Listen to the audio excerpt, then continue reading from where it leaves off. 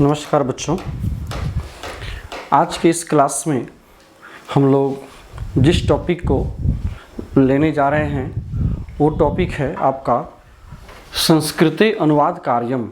मतलब संस्कृत में हमें कैसे अनुवाद करना चाहिए। बड़ा ही इम्पोर्टेंट टॉपिक है।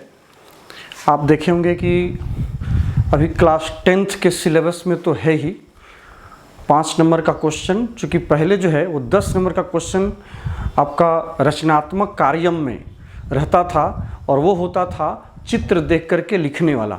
लेकिन अब क्या क्या है, जो नया आपका सिलेबस है क्लास 10th में, तो वो आपको 5 नंबर का चित्र देख करके लिखने वाला कर दिया है और 5 नंबर का आपको ट्रांसलेशन रहेगा संस्कृत में बनाने के लिए। मतलब ये है कि हिंदी में आपको 5 वाक्य दिए हुए रहेंगे और उन 5 वाक्यों को आपको संस्कृत में ट्रांसलेट करना है, संस्कृत में उसको अनुवाद करना है। तो चलिए हम लोग इस टॉपिक को, मैंने पहले से ही बहुत कुछ लिख रखा है ताकि आपका समय का बचत हो, क्योंकि इससे लिखने में समय काफ़ी लगा। तो अब हम लोग जिस टॉपिक को अब इस पर डिस्कशन करेंगे, इससे पहले मैं चाहूँगा कि 2-4 शब्द मैं और आपको इससे संबंधित मैं बता दूँ। वो ये है कि वास्तव में अनुवाद एक ऐसा क्षेत्र है, संस्कृत में कहें या किसी भी भाषा में कहें, संस्कृत हो, इंग्लिश हो या और भी कोई दूसरी भाषाएं हैं, उनमें आपको खुद ही पता होगा कि ये एक सीमित क्षेत्र नहीं है। मतलब अगर इनको हम यदि दूसरे शब्दों में कहें तो अनुवाद का या ट्रांसलेशन का जो क्षेत्र होता है वो काफ़ी बृहद क्षेत्र होता है। इससे हम, जैसे कि संधि है तो सिर्फ संधि हम पढ़ लिए तो सिर्फ एक पार्टिकुलर संधि है, उस प्रकार से समास सिर्फ पार्टिकुलर हम समास को पढ़ लिए। लेकिन इसमें ऐसा नहीं है, इसमें हर एक व्याकरण के लगभग सभी क्षेत्रों को इसमें टच किया जाता है। क्योंकि सिर्फ हम ये सोच लें कि कर्ता और क्रिया को ही सिर्फ जान लें, शब्दरूप धातुरूप को ही सिर्फ जान लें तो हमारा अनुवाद कंप्लीट हो गया, वो नहीं हो सकता। संस्कृत के अनुवाद को करने के लिए शब्दरूप धातुरूप के साथ साथ उसमें कारक का भी ज्ञान होना जरूरी है। कारक के साथ साथ कारक के चिन्हों का हम प्रयोग कैसे करते हैं उसको जानना जरूरी है। तो इसलिए अब आप देखेंगे कि जब मैं इसको शुरू करूंगा तो इसको हमें लगता है कि एक बार में इसे हम कंप्लीट तो नहीं कर पाएंगे, इसलिए इसको हम लोग पार्ट वाइज करेंगे। लेकिन शुरू में जो हम सबसे इम्पॉर्टेंट चीज़ है, वो बेसिक चीज़ है, वो मैं लेकर के उपस्थित हुआ हूँ उन छात्रों के लिए जो ये मानकर चलें कि हमें अनुवाद में कुछ नहीं आता है, संस्कृत में अनुवाद कैसे करें ये हमें कुछ आता ही नहीं है। वैसे बच्चों के लिए मैं 0 से शुरू कर रहा हूँ इस टॉपिक को, ताकि उन्हें समझने में काफ़ी आसानी है। क्योंकि जब हम बच्चों को हम लोग पढ़ाते हैं तो देखते हैं कि 5-6 का चीज़ है, बेसिक चीज़ है, लेकिन उन्हें पता नहीं होता है, जिसकी वजह से उन्हें आगे के क्लास में भी काफ़ी दिक्कतें आती हैं। तो एक बात ज़रूरी है कि यदि आपका अनुवाद कंप्लीट होता है तो ये केवल ये नहीं मान लें कि ये केवल क्लास 10 के लिए है, ये क्लास 6 से ही शुरू हो जाता है। क्लास 6, 7, 8, 9, 10, 11, 12 तक के 6 से लेकर के 12 तक के छात्रों के लिए ये बहुत ही ज़रूरी है। जैसे क्लास 6 या 7 की बात करें तो वहाँ भी अनुच्छेद लिखने के लिए बच्चों को आता है, छोटे छोटे टॉपिक दे दिए जाते हैं, जैसे मम विद्यालय है, मम परिचय है। तो इस प्रकार से अलग अलग टॉपिक दे दिए जाते हैं बच्चों को लिखने के लिए, और बच्चे क्या करते हैं, कहीं बुक से रट लिए, मीनिंग समझ रहे हैं नहीं समझ रहे हैं, जैसे तैसे लिख देते हैं। तो ज़रूरी है कि हम इस टॉपिक को अपने स्तर से बच्चे बनाकर खुद से लिखें, छोटे छोटे वाक्य लिखें। क्योंकि संस्कृत में जितना छोटा और सार्थक वाक्य बनाएंगे उतनी गलतियाँ होने की संभावना जो है वो कम होती हैं। लेकिन यदि आप लंबा से लंबा वाक्य, देखने में तो सुंदर जरूर लगता है, लेकिन उसमें गलतियों की जो है संभावना अत्यधिक होती है। इसलिए ज़रूरी है कि हम छोटा और सरल वाक्य बनाएं, जो प्रचलित वर्ड है उसी का हम प्रयोग करें अधिकतर। चलिए अब हम डायरेक्ट हम लोग इस विषय पर आते हैं। तो इसमें देखेंगे कि पहले हमने कारक के चिन्ह का हमें बोध होना जरूरी है। तो कारक के चिन्ह का हमें बोध होना जरूरी से मतलब है कि आप हिंदी में जो कारक आपने पढ़ा है, यदि आपने नहीं पढ़ा है तो मेरे पिछले वीडियो को देख लीजिएगा। इसमें अभी जो मैं बात बता रहा हूँ बहुत कुछ मैंने पहले भी बताया है। आप यदि मेरे पिछले वीडियो को देखेंगे, चूँकि जैसे चित्र से संबंधित है या और भी कारक से संबंधित है तो वहाँ ये बातें आई हैं, लेकिन चूँकि ये अनुवाद हम शुरू कर रहे हैं और अनुवाद में बिना इसके हम लोग आगे नहीं बढ़ सकते हैं, ठीक है ना, इसलिए इसको यहाँ लिखना जरूरी हुआ। तो हम चर्चा ये कर रहे थे कि कारक में जो आप चिन्ह देख रहे हैं, इन चिन्हों को जानना हमें जरूरी है। ये इन चिन्हों को जानना हमें क्यों जरूरी है? क्योंकि जैसे अब देखिए, पहले मैं एक बार सबके चिन्ह को मैं पढ़ दे रहा हूं। जैसे कर्ता, शून्य अथवा ने, इसमें विभक्ति लगेगी आपको प्रथमा। मैंने ऊपर विभक्ति भी लिख दिया है, जो कि ये जानना बहुत जरूरी है। जो कि जैसे आप शब्द रूप याद करेंगे तो शब्द रूपों का हम अनुवाद में कैसे प्रयोग करेंगे, इस बात को जानने के लिए आपको ये जानना जरूरी है। तो यहाँ जो है कर्ता, ने अथवा शून्य, दोनों। शून्य कहने से मतलब जहाँ कोई चिन्ह ना हो। बहुत ऐसा जगह होता है, बहुत ऐसे स्थान होते हैं जहाँ की कारक का कोई चिन्ह का प्रयोग नहीं होता है। जैसे ने का प्रयोग का चिन्ह नहीं होता। जैसे कहते हैं कि राम पढ़ता है, तो राम के आगे ने का प्रयोग नहीं हुआ, लेकिन फिर भी राम करता है। तो इसलिए यहाँ पर कर्ता के चिन्ह के जगह पर शून्य दे दिया जाता है। मतलब यहाँ पर कोई कर्ता का चिन्ह नहीं है, इसके बावजूद भी राम करता है। तो कर्ता ने कर्म को, कर्म कारक में को का चिन्ह है, इसमें विभक्ति होगी, आपको द्वितीय विभक्ति लगेगी। इस प्रकार से कर्ण कारक में से अथवा द्वारा, माध्यम के अर्थ में। द्वारा कहने से अर्थ होता है माध्यम, मतलब किसके द्वारा, किस माध्यम से। तो जहां माध्यम का अर्थ होगा वहां पर कर्ण कारक और उसमें विभक्ति लगेगी तृतीया। संप्रदान कारक में के लिए को का भी प्रयोग होता है, को अथवा के लिए, चतुर्थी विभक्ति। अपादान से, यहां पर भी से है और तृतीया में भी आपने से देखा। दोनों जगह देखिए से का प्रयोग है, तृतीया पंचमी दोनों में। लेकिन यहाँ पर जो से का प्रयोग है ये अलगाव के अर्थ में। जैसे मैं विद्यालय से घर जाता हूँ, तो विद्यालय से मेरा अलगाव हो रहा है, विद्यालय को छोड़ करके मैं घर की ओर प्रस्थान कर रहा हूँ। तो यहाँ पर विद्यालय के साथ जो से का चिन्ह लगा है वो अपादान होगा, ठीक है। तो इसलिए यहाँ पर जो से का प्रयोग होगा उसमें अपादान कारक होगा। तो अपादान से अलगाव के अर्थ में इसमें पंचमी विभक्ति का प्रयोग करेंगे हम लोग। संबंध कारक में का, के, की अथवा रा, रे, री, इसमें षष्ठी विभक्ति का प्रयोग करेंगे। अधिकरण कारक में पै, पर, ये चिन्ह है अधिकरण कारक का, इसमें हम लोग सप्तमी विभक्ति का प्रयोग करेंगे। और संबोधन में हे, हो, अरे, अजी इत्यादि जो संबोधन के जो चिन्ह होते हैं, जिससे कि पता चलता है कि हम किसी न किसी को संबोधित कर रहे हैं, तो उसमें हम लोग संबोधन ही कहते हैं। तो इसे बताने का उद्देश्य ये था कि अब जब हम शब्दरूप का प्रयोग करेंगे ट्रांसलेशन बनाते समय, तो वहां पर इन कारक के चिन्हों का प्रयोग अब हमें यहां जानना जरूरी है। यहां पर इसका प्रयोग हम लोग देखेंगे। अब कैसे देखेंगे, जरा इस बात को गौर से देखिएगा। यहां पर हमने कर्ता के आगे ने का चिन्ह का प्रयोग किया और इसके साथ हमने विभक्ति कौन सी लगाई है, प्रथमा। यहां शब्दरूप में अब चले आइए, शब्दरूप में देखिएगा यहां पर कारक के चिन्हों का कहीं कोई चर्चा नहीं है। सिर्फ यहां पर डायरेक्ट क्या लिखा गया है, प्रथमा विभक्ति, द्वितीय विभक्ति, तृतीय विभक्ति, चतुर्थी विभक्ति, पंचमी, षष्ठी, सप्तमी, संबोधन। सिर्फ यहां पर विभक्ति की चर्चा है। जबकि हम लोग इससे पहले हम लोग कर्ता कारक, कर्म कारक, पूरे कारक के सातों चिन्हों को हम लोगों ने संबोधन तक देखा है। यहां पर सिर्फ विभक्ति की चर्चा है। मतलब सिर्फ प्रथमा विभक्ति कहने से मतलब यह है कि प्रथमा विभक्ति मतलब कर्ता कारक आपको समझना है। जैसे प्रथमा विभक्ति इसमें कहा गया, मतलब आपको जो है कर्ता कारक समझना है। चूंकि कर्ता कारक यदि आप नहीं समझते हैं तो इसके चिन्ह का प्रयोग आप नहीं कर सकते हैं। मतलब प्रथमा विभक्ति में कर्ता कारक होता है, ठीक है। अर्थात जो कर्ता कारक का चिन्ह है वही आपका प्रथमा विभक्ति का भी चिन्ह होगा, ठीक है। जो कर्ता कारक का चिन्ह वही प्रथमा विभक्ति का चिन्ह होगा। उसी प्रकार से जो कर्म कारक का चिन्ह है वही आपका द्वितीय विभक्ति का चिन्ह होगा। उसी प्रकार से देखें, यदि करण कारक की बात करें तो करण कारक में देखें तो तृतीय विभक्ति है, तो जो करण कारक का चिन्ह है वही तृतीय विभक्ति का चिन्ह होगा।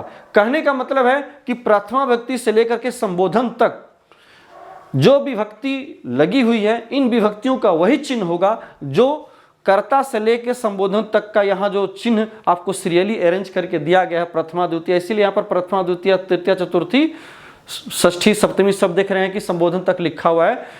इसलिए मैंने लिखा कि यही विभक्ति यहाँ रहेगी। यहाँ पर आपको कारक का कहीं भी चर्चा या कारक के चिन्ह का भी कहीं भी चर्चा नहीं होगी। ये अंडरस्टूड रहेगा कि प्रथमा विभक्ति कहने का मतलब है कि प्रथमा के साथ कर्ता कारक का चिन्ह लगा हुआ है और वही चिन्ह इन सभी शब्द रूपों के साथ भी प्रयुक्त होगा, लगेगा। जैसे कहें देवः, देवौ, देवाः, तो देवः कहने से मतलब है देव ने, चूंकि इसमें प्रथमा विभक्ति लगी हुई है और प्रथमा विभक्ति लगी हुई है तो उसका प्रथमा विभक्ति में कौन सा कारक होता है? कर्ता कारक होता है और उसमें चिन्ह कौन सा होता है? ने का चिन्ह होता है ना। तो यहां पर देव ने, तो चूंकि एक वचन में है, ये द्विवचन हो गया, ये बहुवचन हो गया। तो एक वचन कहने से मतलब सिर्फ एक का बोध होगा। कोई भी एक वचन में अगर यदि संज्ञा है तो संज्ञा का हम लोग शब्द रूप चलाएंगे तो एक वचन उसका प्रयोग करेंगे। उसी प्रकार से देव ने, इसी प्रकार से फिर हो गया देवौ, मतलब द्विवचन में हो गया, मतलब दो देव, दो देव ने कहने का ये मतलब है। देवो मतलब दो देव ने और देवाह मतलब सभी देवों ने, मतलब दो से जो अधिक हो गए वो बहुवचन में चले गए, तो ये जो है वो बहुवचन का रूप हो गया। देवाह मतलब सभी देवों ने, लेकिन यहां पर चिन्ह क्या लगा? ने, मतलब प्रथमा विभक्ति में एक वचन, द्विवचन, बहुवचन, इन तीनों वचनों में ने का ही चिन्ह प्रयुक्त होगा। भले ही वचन में एक का बोध हो सकता है, दो का बोध हो सकता है, दो से अधिक का बोध हो सकता है। इसी प्रकार से द्वितीया में यदि कहेंगे देवम मतलब देव को, अब यहां पर को का कहेंगे, कैसे हम अपने आप से अर्थ निकालेंगे? चूंकि आप पहले पढ़ चुके हैं कि द्वितीया विभक्ति में कर्म कारक होता है और इस कर्म कारक के आगे कौन सा चिन्ह लगा है? को का चिन्ह लगा है, मतलब द्वितीया विभक्ति का चिन्ह क्या है? को है। तो इसलिए यहां पर द्वितीया विभक्ति का चिन्ह यहां पर को जो है छिपा हुआ है, यहां पर दिखाई नहीं पड़ रहा है। ये आपको खुद अपने आप में मन ही मन आपको समझना होगा कि यहां पर द्वितीया विभक्ति लगी है, मतलब यहां पर कर्म कारक का जो को का चिन्ह है वो यहां पर लगेगा। मतलब देवम कहने का मतलब है कि देव को, है ना। इस प्रकार से देवो मतलब दो देव को, देवान मतलब सभी देवों को, ठीक है। उस प्रकार से देवेन, अब इसी प्रकार सारे चिन्ह को आप प्रयोग यहां करते चले जाइए। देवेन मतलब देव से अथवा देव के द्वारा, देवाभ्याम दो देव के द्वारा, देवै मतलब सभी देवों से। इसके बाद चलिए चतुर्थी में देवाय, देव के लिए, ठीक है। देवाभ्याम दो देवों के लिए और देवेभ्यः सभी देवों के लिए, ठीक है। अब देखिए यहां पर जैसे कि देवाय दिया गया, अब कहेंगे कि भाई ये जो हम रूप याद कर रहे हैं तो इस रूप को याद करने से हमें फायदा क्या है? फायदा यही है कि जब ही आपको अनुवाद बनाना होगा कि मैं देव के लिए फूल ले जा रहा हूं, अब एक आपको अनुवाद बनाना होगा कि मैं देव के लिए, देव कोई भी देवता हो सकते हैं, देव के लिए फूल ले जा रहा हूं। किसी ने पूछा भाई ये फूल किसके लिए ले जा रहे हो, तो उसने जवाब दिया मैं देव के लिए फूल ले जा रहा हूं, है ना। तो देव के लिए, तो वहां पर तो के लिए देव संज्ञा हो गई, देव शब्द जो संज्ञा है और उसके साथ के लिए का चिन्ह लगा है। तो आपने क्या किया, तो के लिए मतलब चतुर्थी व्यक्ति लगा दिया आपने। तो देव में जैसे आपने चतुर्थी लगाई तो ऑटोमेटिक उसका अर्थ जो है वो के लिए का अर्थ निकालने लगता है। मतलब जैसे आप देवाय कह दिए, इसका मतलब हो गया कि देवाय में चतुर्थी व्यक्ति लगी है और चतुर्थी व्यक्ति लगी है मतलब उसमें के लिए का चिन्ह लगा हुआ है। यहाँ पर के लिए का चिन्ह जो है देवाय चतुर्थी व्यक्ति में यहाँ पर छिपा हुआ है।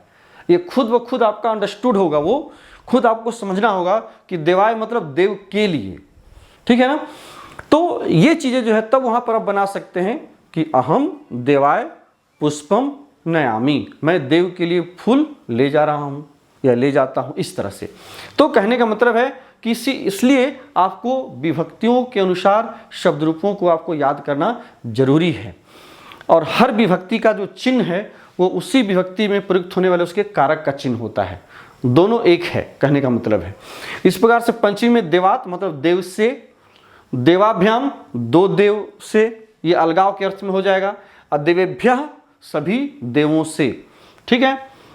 वास्तव में कोई भी जो शब्द रूप होता है वो एक फॉर्मूला है, एक सूत्र है।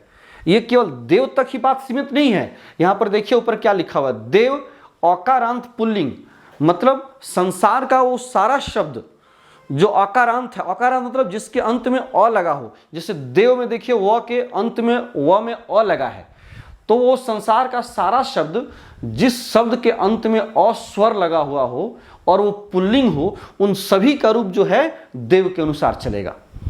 या कोई दूसरे शब्द को भी आप ले सकते हैं। राम ले लिए, राम के अनुसार देव को चला दीजिए। मैं कोई भी अकारांत शब्द होना चाहिए, कोई भी अकारांत और पुल्लिंग शब्द हो तो उसका रूप आप चला दीजिए और सभी का रूप एक समान चलेगा। तो वास्तव में कहें तो एक तरह का ये सूत्र होता है, एक फॉर्मूला है जिसके आधार पर हम लोग दूसरे शब्दों को चलाते हैं और कारक के चिन्ह का हम लोग प्रयोग करते चलते हैं वाक्यों में, वाक्य बनाने के लिए।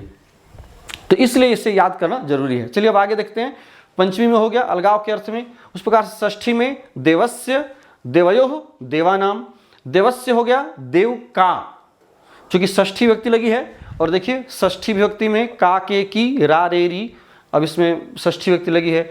अब जैसे देखिए याद कीजिए कि अस्मद का शब्द रूप, अब कहेंगे कि यह मेरा पुस्तक है। सपोज करिए कि अब कहेंगे कि भाई ये मेरी पुस्तक है, तो मेरी पुस्तक है तो मैं का हो गया अस्मद और वहां पर रा, रे, री लगा हुआ है ना। सब षष्ठी में काके की, रा, रे, री, तो काके की का तो प्रयोग हम लोग सामान्यतः देख ही लेते हैं, लेकिन रा, रे, री का प्रयोग थोड़ा सा समझना जरूरी है, क्योंकि कई बार बच्चे इस चीज़ को नहीं समझ पाते हैं। तो रा, रे, री का प्रयोग जैसे हुआ कि अब ये मेरी पुस्तक है ना, तो मेरी पुस्तक है तो यहाँ पर अस्मद का रूप हम चलाते हैं। अस्मद मतलब होता है मैं, और जब उसमें षष्ठी विभक्ति लगा देते हैं मेरी के लिए तो अस्मद मतलब मैं, और षष्ठी लगा दिए तो रा, रे, री का चिन्ह का अर्थ निकलने लगा, तो रूप वहां बनता है मम, मतलब मेरी। तो मैं से री लगा तो बन गया मैरी। वास्तव में वो मैरी है, लेकिन मैरी तो बोल नहीं सकते हैं, तो वास्तव में मैरी से मेरी हो गया है ना, या मेरा से मेरा बन गया है ना। तो इस तरह से जो है वो मेरा अथवा मेरी, मेरी पुस्तक है, मेरा सामान है, इस तरह से प्रयोग करते मम। तब वहां पर अस्मद का षष्ठी विभक्ति का जो रूप लगाते हैं अस्मद शब्द का, तो वही मम होता है। मम पुस्तकम अस्ति, इदम मम पुस्तकम अस्ति, यह मेरी पुस्तक है। इस तरह से सबके इन सभी रूपों को आपको याद रखना होगा, तभी आप वाक्यों में इसका प्रयोग कर सकते हैं और सही रूप से इसका आप बना सकते हैं। सप्तमी में है देवे, मतलब देव में, है ना। इससे पहले देवस्य देख चुके थे, का, के, की, देव का, देव की, देव के, अथवा रा, रे, री का जहां प्रयोग होगा वो रा, रे, री का करेंगे। दो देव का, सभी देवों का षष्ठी में। सप्तमी में देवे, देव में, देवयो हो, दो देव में, और देवेशु, सभी देवों में, है ना। और संबोधन में तो है ही, जो संबोधित करने का चिन्ह है वो। तो इस प्रकार से जो है आप देखेंगे कि सप्तमी तक का जो कारक का जो चिन्ह है वो सभी अलग अलग विभक्ति के माध्यम से हम लोग शब्द रूप में ये चिन्ह छिपे हुए होते हैं, जिनको कि हमें समझना होता है मन ही मन, अंदर ही अंदर, और उसका प्रयोग करना होता है। लेकिन इन विभक्तियों के चिन्ह को हम लोग कैसे जानते हैं? इसी कारक के चिन्ह के द्वारा। एकदम इसको आप उंगली पर गिन लीजिए ना। पहले नंबर पर है कर्ता तो इसलिए प्रथमा कहलाया, दूसरे नंबर पर है कर्म इसलिए द्वितीया कहलाई, तीसरे नंबर पर तृतीया, चतुर्थी पर संप्रदान। तो ये समझ करके चलिए कि उसी प्रकार से ये अरेंज किया हुआ है, वही विभक्ति है और वही उसके चिन्ह है। अब जो नेक्स्ट हम टॉपिक अब आगे आपको बताने चल रहे हैं वो है कि ये तो आप जान गए कि किस किस तरह से इसका प्रयोग होगा। अब हम जब अनुवाद आपको देंगे बनाने के लिए, जब हम लोग प्रैक्टिस करेंगे तो वहाँ पर इन सभी चीज़ों की आवश्यकता पड़ेगी, इसलिए इन्हें आपको याद रखना जरूरी है। तो अब चलिए ये तो हो गया शब्द रूप के चिन्हों का प्रयोग कैसे करें रूप के अनुसार। अब आगे है, अब कर्ता में कुछ ऐसे रूप होते हैं जिसको कि हम लोग इंग्लिश में पर्सन कहते हैं, है ना। First person, second person, third person, है ना। तो यहाँ भी जो है आपको उस प्रकार से प्रथम पुरुष, मध्यम पुरुष, उत्तम पुरुष, प्रथम पुरुष, मध्यम पुरुष, उत्तम पुरुष, एक वचन, द्विवचन, बहुवचन। तो चूंकि संस्कृत में हम सभी जानते हैं कि वचन 3 होते हैं, पुरुष भी 3 होते हैं, प्रथम, मध्यम, उत्तम, और 3 वचन होते हैं। तो इस प्रकार से कर्ता का जो रूप बनता है वो 9 रूप बन जाता है। यहाँ पर ये चीज़ बड़ा ही ध्यान देने का है कि जब भी हम कर्ता के साथ किसी न किसी क्रिया का जब प्रयोग करेंगे तो कर्ता तो वही होता है, क्रिया बदलते चली जाती हैं। मतलब एक कर्ता कई क्रियाओं को, कई कामों को कर सकता है। जैसे मैं अभी पढ़ा रहा हूँ, मैं देख रहा हूँ, मैं जा रहा हूँ, तो एक करने वाला कर्ता एक कोई भी है। राम पढ़ रहा है, राम देख रहा है, कर्ता वही है, लेकिन उसके द्वारा अनेक क्रियाओं को किया जाता है। तो इसलिए कर्ता तो वही रह जाएगा, सिर्फ इसकी जो क्रियाएं हैं वो बदलती चली जाएंगी। तो सह, तौ, ते, त्वम, युवाम, यूयम, अहम, अवाम, वयम। सह हो गया वह, यहाँ आप चाहे तो इसको लिख भी सकते हैं इसके अर्थ को। सह मतलब वह, तौ मतलब वे दोनों, द्विवचन में वे दोनों, और ते मतलब वे सब, है ना, वे सब अथवा वे लोग, ठीक है। त्वम तुम,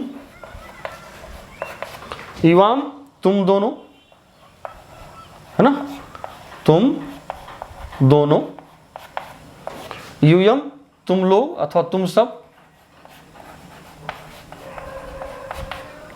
इसके बाद अहम मैं, अवाम हम दोनों, मैं दोनों नहीं होता है इसलिए इसको मैं को द्विवचन या बहुवचन में हम हो जाता है, बहुवचनांत। हम दोनों या हम लोग या हम सब, हम लोग। तो ये जो है इसका हिंदी में अर्थ हुआ। अब आपको कहना होगा, देखिए सह प्रथम पुरुष एक वचन, वास्तव में उत्तम पुरुष को यदि देखिए तो उत्तम पुरुष में अहम, अवाम, वयम मतलब जो बोलने वाला होता है वो उत्तम होता है, वक्ता जो भी होता है वो उत्तम कहलाता है, उत्तम पुरुष कहलाता है। जिसको कहा जाए, है ना, वक्ता जिससे कह रहा है वो मध्यम पुरुष होता है, त्वम मध्यम होता है, और जिसके विषय में जो कुछ कहा जाए वो होता है अन्य पुरुष अथवा प्रथम पुरुष। यही इन तीनों की पहचानने का अपना एक नियम है, तरीका है।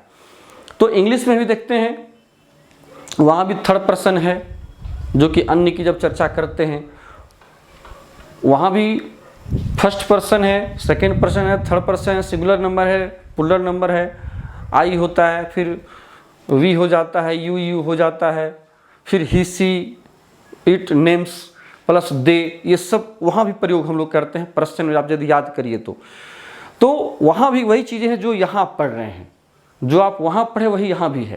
तो आप यदि दोनों को आप कंपेयर करके देखें तो और ज़्यादा आपको क्लियर होगा। तो वहाँ भी देखिएगा कि थर्ड पर्सन सिंगुलर नंबर में, तो वहाँ पर थर्ड पर्सन सिंगुलर नंबर नीचे होता है, लेकिन यहाँ पर थर्ड पर्सन सिंगुलर नंबर ऊपर आ गया है। तो यहाँ पर क्या है, सह मतलब वह, कोई भी, जैसे वहाँ पर ही लेते थे, थर्ड पर्सन सिंगुलर में वहाँ ही लेते थे, तो वही यहाँ पर ही की जगह पर स हो गया है। वहाँ पर कोई ना कोई नेम्स नाम आता था, वही संज्ञा है। तो यहाँ पर सर्वनाम में स भी हो सकता है, सा भी हो सकता है, या कोई भी आप नाम ले सकते हैं, संज्ञा है, या कोई भी पर्वत हो, पहाड़ हो, है ना, या वन प्राणी जीव जंतु, किसी भी चीज़ का संज्ञा में सारा आ गया, जो आप जानते ही हैं। तो संज्ञा जैसे कि देव का रूप आप चला सकते हैं, जैसे देवः, देवौ, देवाः। तो यहाँ पर सह, तौ, ते के जगह पर देवः, देवौ, देवाः भी कर्ता वाला रूप आप चला सकते हैं, क्योंकि यहाँ जो भी है सिर्फ कर्ता वाला रूप दिया गया है। ये देखिए तत् का शब्द रूप का है, ये जो है जुष्मद के शब्द रूप का सिर्फ कर्ता वाला रूप दिया गया है, और ये जो है उत्तम पुरुष का, ये उत्तम पुरुष में ये जो दिया गया वो अस्मद का है। तो अस्मद का सिर्फ कर्ता वाला रूप दिया गया है। तीनों में आप देखेंगे तो अस्मद, जुस्मद और तत् का, ये तीनों का तीनों जो सर्वनाम वाला है सबका सब सिर्फ कर्ता वाला रूप दिया गया है। मतलब जो भी हम प्रयोग करेंगे इसको सिर्फ कर्ता के रूप में प्रयोग करेंगे, उससे आगे के लिए नहीं। तो यहाँ जो है ये तो कर्ता हो गया। अब इसी कर्ता के साथ आपको इस क्रिया को यूज करना है। अब इस क्रिया को यूज करने के लिए सबसे आसान तरीका दिया गया है कि इस प्रत्यय को आप याद रखिए और किसी भी धातु रूप के साथ इन प्रत्ययों को आप जोड़ते चले जाइए। अब इसको जोड़ने से फायदा क्या होगा, पहले हम जोड़ के देखते हैं, फिर इसके बाद बताते हैं। तो यदि ती लगा है तो यहाँ पर जैसे गम धातु का सपोज करिए करना है। अभी ये जो हम लोग क्रिया का रूप देखेंगे ये सिर्फ हम लोग लट लकार का देख रहे हैं। आपको ध्यान देना होगा कि ये जो हम लकार की अभी चर्चा करेंगे, चूंकि लकार मतलब क्या, एक तरह से टेंस, इंग्लिश में इसको आप टेंस कहते हैं, काल। तो इसमें वर्तमान काल, भूतकाल, भविष्यत काल, तीनों टेंस में अभी हम लोग देखेंगे। फिर उसके बाद फिर विधिलिंग और लोट, जो मुख्यतः आपको 5 देखना है। ऐसे टोटल तो 10 लकार होते हैं, लेकिन अभी हम लोगों को सिर्फ 5 देखना है क्लास 10-12 तक के लिए। तो यहाँ जो है आपको क्रिया के रूप में, अब यदि हम लोग गम का लेते हैं तो गम का जब रूप चलता है लट लकार में, इसी प्रकार से सी के साथ जोड़ दीजिए इस गच्छ के रूप को, तो हो जाएगा गच्छसी। फिर यहाँ हो जाएगा गच्छथः, गच्छथौ, ठीक है, गच्छथः। फिर यहाँ हो जाएगा गच्छामि। अब यहाँ का जो आ है वो हट जाएगा, तो यहाँ हो जाएगा गच्छामि। आमी लग गया, गच्छ से के साथ आमी लग गया, संधि होकर गच्छामि। गच्छावह, यहाँ गच्छावह हो गया, गच्छामि गच्छावह, और यहाँ हो गया गच्छामः, यहाँ हो गया गच्छामः। तो अब यदि आप देखिए तो यहाँ क्या है कि प्रथम पुरुष एक वचन में गच्छति है, द्विवचन में गच्छतः, और प्रथम पुरुष के बहुवचन में है गच्छन्ति। मध्यम पुरुष में गच्छसि, गच्छथः, गच्छथ। उत्तम पुरुष में है गच्छामि, गच्छावह, गच्छामः। अब इसे याद करने से हमें क्या फ़ायदा है? इसे याद करने से हमें यह फ़ायदा है कि अब आप यहाँ कर्ता को देखिए। कर्ता यदि प्रथम पुरुष एक वचन का सह है, तभी क्रिया को क्या करेंगे? प्रथम पुरुष एक वचन वाला गच्छति देंगे। कहने का मतलब कि अब यदि इसके नीचे आप देखें तो सह के साथ क्या हो जाएगा? क्रिया गच्छति, सह गच्छति, वह जाता है, वह जाता है। अब यदि आपको अनुवाद बनाना है कि वह जाता है, तो वह का संस्कृत हम जान रहे हैं कि सह होता है, और गम धातु मतलब जाना होता है। तो गम धातु का अब हमको वर्तमान काल में बनाना है, तो लट लकार वाला, चूंकि ये 9 रूप जो है सभी लकारों में मिलेगा आपको। लट है, लंग है, लिरिट है, लोट है, विधि लिंग है, लिट लकार है, सभी में। तो आपको सिर्फ क्या करना है कि जिस फॉर्मेट में, जिस घर में जो करता है, उसी घर के उसी फॉर्मेट की क्रिया को आपको बैठाना होगा। अब देखिए, जैसे अब मध्यम पुरुष एक वचन में त्वम है, तो मध्यम पुरुष एक वचन में त्वम है, तो यहां भी मध्यम पुरुष एक वचन वाला गच्छसि, सी वाला रूप आपको देना होगा। गच्छ तो लगा हुआ है ही मूल धातु, लेकिन कौन सा प्रत्यय लगा है इसके अंत में? सी लगा है। तो यहां पर हो जाएगा त्वम गच्छसि, त्वम गच्छसि, तुम जाते हो। अब बहुत सारे बच्चे क्या करते हैं? कर्ता देंगे सह, और क्रिया क्या दे देंगे? गच्छति, सह गच्छति, वह जाता है ना? ये तो ठीक है, लेकिन यदि आपने दे दिया कि त्वम गच्छति, यहां पर मिस्टेक बच्चों से ज्यादा हो जाता है। यदि उसने लिखा कि सह गच्छति, तब तो ठीक था, लेकिन यदि सह गच्छसि कर दे या फिर त्वम गच्छति कर दे, मतलब करता है त्वम और क्रिया दे रहे हैं हम, करता है मध्यम पुरुष एक वचन का और क्रिया दे रहे हैं प्रथम पुरुष एक वचन का। तो जिस प्रकार से कि इंग्लिश में ही एम गोइंग होता है, बच्चे बना देते, या यदि मैं बना दूं कि ही एम गोइंग, है ना, यू इज ईटिंग, कैसा लग रहा है सुनने में? बड़ा अजीब सा लग रहा है, क्योंकि हमें पता ही नहीं है कि आई के साथ एम का प्रयोग करना है, कि यू के साथ आर का प्रयोग करना है, कि ही के साथ एम का प्रयोग करना है, कि ही के साथ इज का प्रयोग करना है। सब एकदम लगता है कि अजीबोगरीब स्थिति वाक्य की दिखती है। ठीक वही स्थिति यहाँ हो जाती है। मतलब आपको कर्ता के अकॉर्डिंग, कर्ता के अनुसार आपको क्रिया को अरेंज करना है। जिस फॉर्म में कर्ता है, सब्जेक्ट है, उसी फॉर्म में आपको क्रिया को, धातु रूप के चलने वाली जो क्रिया है, जो उसका जो वर्ब है, उसी फॉर्मेट में वर्ब को भी रखना है। एकदम सेम प्रोसेस है। तो इसलिए यहाँ पर जो है, अब इसीलिए त्वम के साथ गच्छति कभी नहीं होगा। त्वम के साथ क्या होगा? जब भी होगा तो ये सी वाला रूप होगा। स के साथ हमेशा ती वाला रूप होगा। और यदि अहम करता है तब फिर अहम गच्छामि। अब देखिए, अहम है उत्तम पुरुष, उत्तम पुरुष एक वचन में अहम है मैं, तो यहां भी क्या करेंगे? उत्तम पुरुष एक वचन वाला हम यहां पर क्रिया दे देंगे। ये देखिए, उत्तम पुरुष एक वचन क्रिया है। ये हो गया एक वचन, द्विवचन, बहुवचन। तो उत्तम पुरुष एक वचन में हो गया क्या? गच्छामि। तो यहां जब है अहम, तो यहां हो जाएगा गच्छामि। यही कर्ता के अनुसार क्रिया को आपको रहना। तो यहां पर हो जाएगा अहम गच्छामि, मैं जाता हूं। सह गच्छति, वह जाता है। त्वम गच्छसि, तुम जाते हो। और अहम गच्छामि, मैं जाता हूं। अब ये तो एक वचन की बात हो गई। उसी प्रकार से सह का तो रहेगा, तो फिर तो गच्छतः, ते गच्छन्ति। मतलब यहां पर यदि प्रथम पुरुष बहुवचन का कर्ता, तो प्रथम पुरुष बहुवचन की क्रिया। इसी प्रकार से मध्यम पुरुष द्विवचन में यदि त्वम है तो सी हो गया, और युवाम है तो गच्छथ, युवाम गच्छथ, तुम दोनों जाते हो। यूयम गच्छथ, यहाँ पर विसर्ग नहीं है, यहाँ और यहाँ में यही अंतर है कि यहाँ पर विसर्ग है और मध्यम पुरुष के बहुवचन में विसर्ग नहीं है। तो यहाँ देखिए यूयम के साथ गच्छथ, अहम के साथ गच्छामि, आवाम के साथ गच्छावह। मतलब यदि आप कर्ता हम दोनों देते हैं कि हम दोनों पढ़ते हैं, तो हम दोनों का फिर संस्कृत क्या हो जाएगा, आप क्या लिखिएगा, आवाम लिखिएगा हम दोनों का, क्योंकि दो का बोध कराना है आपको तो आवाम देना है। मतलब हम दोनों पढ़ते हैं तो फिर अब क्या हो जाएगा, जैसे गच्छावह है तो इस प्रकार से आवह के पहले पठ का रूप बैठा दिए तो हो गया पठावह, है ना। तो पठावह। यदि वयम है तो गच्छामह, हम लोग जाते हैं, हम लोग पढ़ते हैं तो वयम पठामह। तो इस प्रकार से जो है इसी कर्ता के फॉर्मेट में आपको क्रिया को सिर्फ बैठाना है। ये अनुवाद का ये पहला ABCD कहें तो है। किसी भी भाषा को यदि स्पेशली हम लोग संस्कृत की बात करें तो संस्कृत का हम अनुवाद सीखने की जो पहली कड़ी है वो यही है। इसलिए इस चीज़ को जो आपको अभी इस क्लास में मैंने आपको बताया ये पूरी तरह से आप तैयार कर लें, तब फिर हम लोग अब नेक्स्ट क्लास में इससे आगे वाला भी स्टेप क्या होगा उसको हम लोग देखेंगे। तो अब इसमें हमें लगता है कि कोई अब आपको ज़्यादा कन्फ्यूजन नहीं होना चाहिए। इस पर फिर हम लोग प्रैक्टिस सेट भी बनाएंगे, बोर्ड में किस तरह से प्रश्न पूछे जाते हैं उसको हम लोग देखेंगे। तो इसलिए आपको अब धातु रूप में, अब देखिए जैसे कि आपने गच्छति गच्छत गच्छन्ति बैठा दिए, इस प्रकार से मान लीजिए आपको पठ का क्रिया का जरूरत है तो पठती पठता पठन्ति। हंसने की आवश्यकता है कि मैं हंसता हूँ तो अहम हंसामी, हंसामी, अहम के साथ अहम करता है तो हंसामी, मैं हंसता हूँ, मैं बोलता हूँ अहम वदामी, वह बोलता है सह वदति। तो इसी प्रकार से वदति वदतः वदन्ति, वदसी वदथ वदथ, वदामी वदावह वदामह।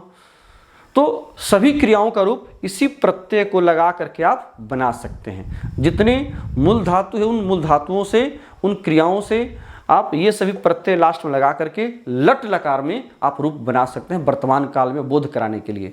अब उसी को जब आपको लंग लकार में करना होगा तो फिर उसको हम लोग फिर लंग लकार वाला जो प्रत्यय है उसको आपको लगा करके वो रूप आपको बनाना होगा, तब फिर वो पास्ट का बोध कराएगा, लंग लकार का बोध कराएगा। तो इस प्रकार से अलग अलग लकारों को आपको याद करिएगा, तभी आप अलग अलग काल का या समय का बोध करा सकते हैं उन वाक्यों के माध्यम से। तो चलिए आज के इस क्लास में हम लोगों ने जिस टॉपिक को देखा, अब इसे हम लोग फिर नेक्स्ट जो पार्ट 2 आपके सामने आएगा वो अनुवाद का फिर दूसरा चरण होगा जिसको कि हम लोगों को देखना है। और हमें लगता है कि 5 से 6 चरण में आपका ये अनुवाद कंप्लीट होगा। सो इस चैनल को आप देखते रहें और अपने ज्ञान को बढ़ाएं। और मेरा अपना एक सोच है कि आपको जो भी मैं ज्ञान दूं वो पूर्ण ज्ञान हो। केवल ये नहीं कि सिर्फ हम आपको परीक्षा के व्यू से कुछ वाक्य दे दें और रटा दें। वास्तव में अनुवाद रटने का चीज़ नहीं है। हम लोग देखते हैं बहुत सारा सैंपल पेपर दिया हुआ रहता है या बुक है, केवल अनुवाद हिंदी में दे दिया, बगल में संस्कृत में उसका अनुवाद कर दिया, वो खुद ही करके दे देता है और बच्चे रट जाते हैं। तो ये तो रटने का चीज़ है ही नहीं, ये सारा का सारा समझने का चीज़ है। ये प्रोसेस है जो आपको जानना चाहिए कि किस तरह से हमें अनुवाद बनाना है। ठीक है, तो चलिए इन्हीं शब्दों के साथ आज का इस क्लास को हम यहीं रोकते हैं। फिर नेक्स्ट वीडियो में आपसे मुलाकात होगी, इसी को फिर आगे बढ़ाते हुए अनुवाद के पाठ को। तब तक के लिए हमें आज्ञा दीजिए। बहुत बहुत धन्यवाद। Thank you.